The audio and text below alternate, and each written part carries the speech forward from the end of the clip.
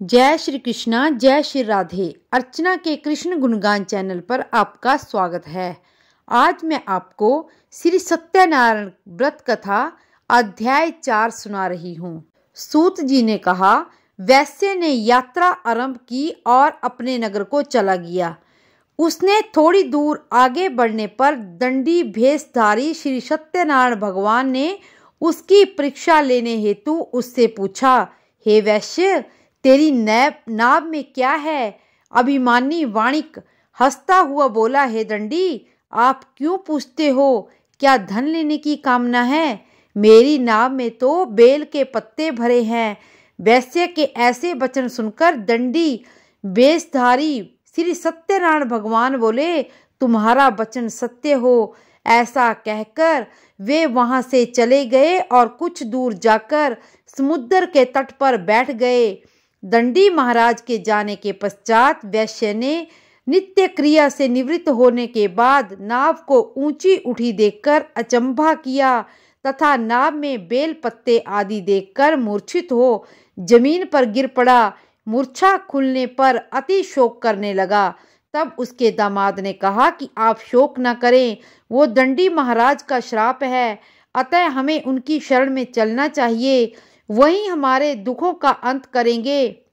दामाद के वचन सुनकर वह दंडी भेषधारी भगवान के पास पहुंचा और अत्यंत भक्ति भाव से पश्चाताप करते हुए बोला, मैंने आपसे असत्य वचन कहे हैं, उसके लिए मुझे क्षमा करें।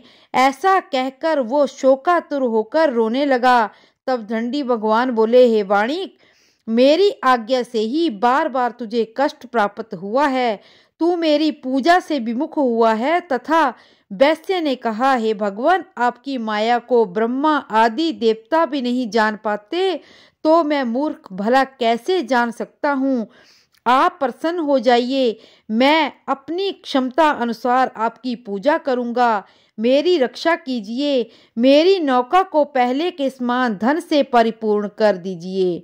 उसके भक्ति से परिपूर्ण वचन सुनकर श्री सत्यनारायण भगवान जी प्रसन्न हो गए और उसकी इच्छा अनुसार वर देकर अंतर ध्यान हो गए। तब ससुर व दामाद दोनों ने नाव पर आकर देखा कि नाव धन से परिपूर्ण है।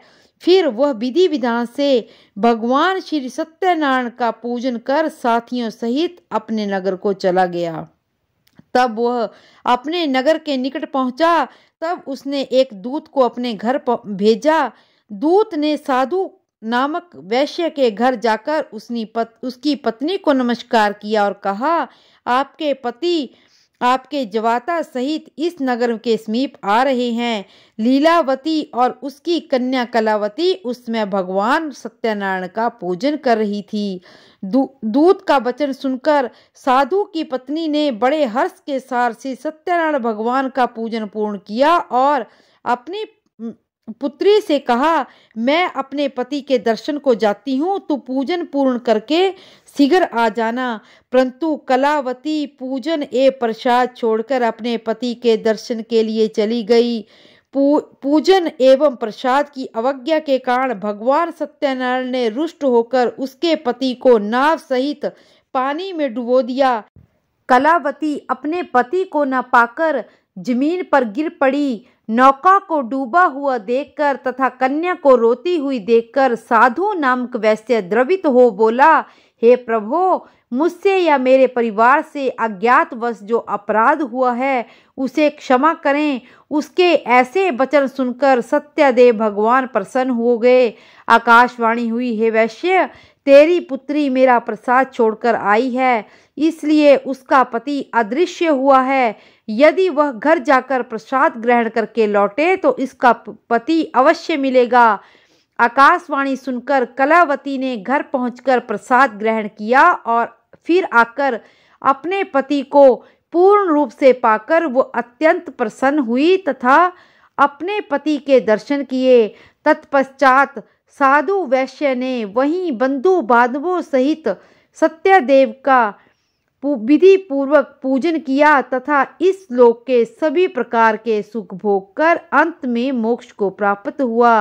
इति श्री सत्यनारायण व्रत कथा चतुर्थ अध्याय संपूर्ण हुआ। इसी तरह सारी कथाएं सुनने के लिए मेरे चैनल को लाइक शेयर सब्सक्राइब करें और कमेंट बॉक्स में जय श्री कृष्णा अवश्य लिखें। जय श्री कृष्णा, जय श्री राधे।